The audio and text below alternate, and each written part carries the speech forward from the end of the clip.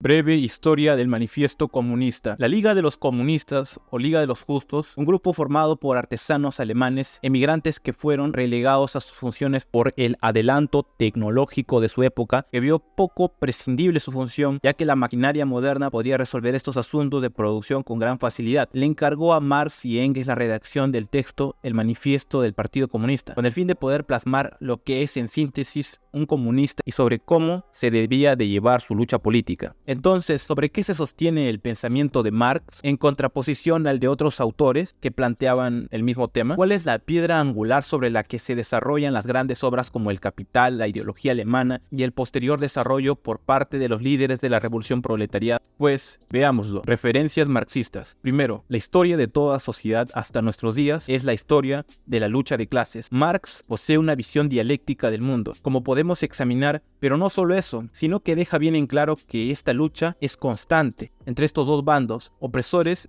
y oprimidos. Una lucha que no es para nada inerte, sino que todo lo contrario, posee un carácter violento, e incluso que una pequeña fracción de la clase dominante reniega de ella y se une a la clase revolucionaria una vez llegado el momento decisivo en la lucha de contrarios. Son los comunistas realmente quienes consideran indigno de ellos disimular sus ideas y propósitos, declarando abiertamente que sus fines solo pueden lograrse por la subversión violenta de todo el orden social existente, y por el contrario, son las clases dominantes las que deben temblar ante una revolución comunista, porque los proletariados nada tienen que perder en ella, sino sus cadenas, y todo un mundo por ganar. Finalizando su obra en Proletarios de todos los países unidos, o sea, de todo el mundo, no de un país en especial. Para Marx, que tiene una perspectiva del mundo no racionalista sino materialista, considera que la producción es la que determina las demás actividades del hombre, siendo la estructura o la columna que da sentido a todo, porque es cuando éste se desenvuelve con la naturaleza, transformándola, explotándola, que comprende sus leyes y a él mismo, y así va entendiendo en sumo grado determinadas relaciones existentes entre hombres. Por consecuencia, cambiar las relaciones de producción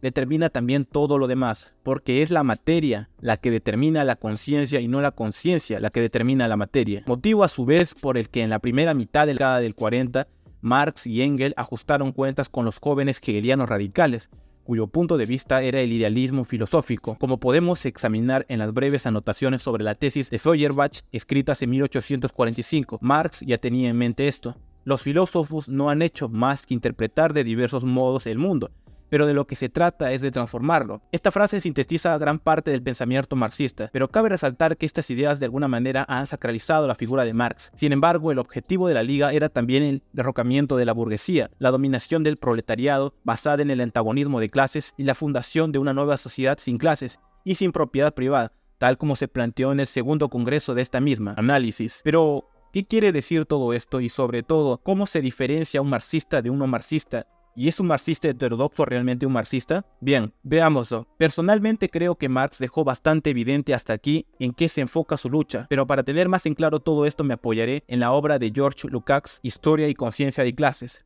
Y dice así: el método marxista es la dialéctica materialista. En cuanto a conocimiento de la realidad, solo es posible desde el punto de vista de clase, desde el punto de vista de la lucha del proletariado.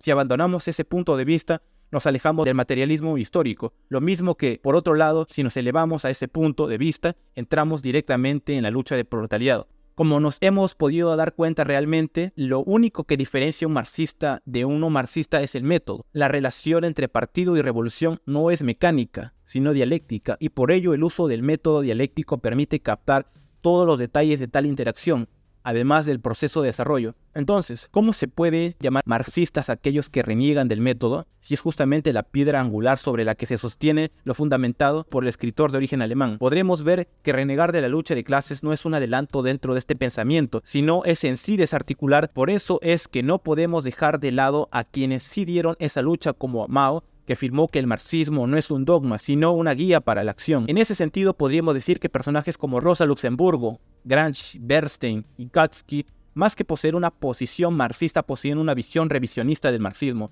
porque renegaban del método, tratando de aplicarlo ya sea por medios democráticos o en cuanto intentaban cambiar la conciencia sin antes cambiar el modo de producción, sabiendo que la conciencia es determinada por la materia. De ese modo, no serían materialistas, solo podrían llegar a ser eclépticos. Conclusión. Finalmente, quiero dar mi postura sobre este tema.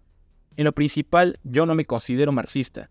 Si bien considero a Marx y Friedrich Engels, como los más grandes intelectuales de su época, no considero que su obra solo se reduzca a comunismo y lucha de clases, sino que contribuyeron de alguna manera a poder hacer una crítica auténtica al sistema, crítica que ya estaba siendo reproducida desde autores socialistas hasta autores liberales, como Adam Smith en su libro La riqueza de las naciones de 1776, pero que a diferencia de este que solo criticó de manera bilateral a políticos y empresarios, estos autores criticaron al sistema y a sus desperfectos. Todos estos fundamentos desembocaron en la acuñación de un término con el que hasta el día de hoy se debate, el cual es el capitalismo. No puedo casarme con su postura por el simple hecho de que considero que estar de acuerdo con sus formas es en todo el sentido de la palabra entender que no hay paz en el mundo, y que todo está en guerra o transformación. Y no comprender esto, si no es estúpido, también lo es despreciable, porque quienes se denominan a sí mismos con esta ideología en la actualidad o no puedan simplemente serlo, o por el contrario trafican con ella de manera que se hacen llamar a sí mismos comunistas, cuando participan de elecciones e intentan cambiar el sistema por maneras o vías democráticas. Cuando, repito por enésima vez, no fue el fin con el que Marx concebió todo esto. En el caso de países como China, ¿qué podría decirse? Pues hoy en día es más capitalista que Estados Unidos, en el sentido que abandonaron esta dialéctica materialista, mientras que Estados Unidos ha abandonado su manera de producir y se ha vuelto hacia el proteccionismo que Marx tanto criticaba en su obra El Capital. Bien, hemos llegado a la parte final de este vídeo. Si te ha gustado, por favor, no te olvides dejar tu like y compartir para seguir subiendo más contenido relacionado a la política y filosofía. Sin nada más que decir, hasta la próxima.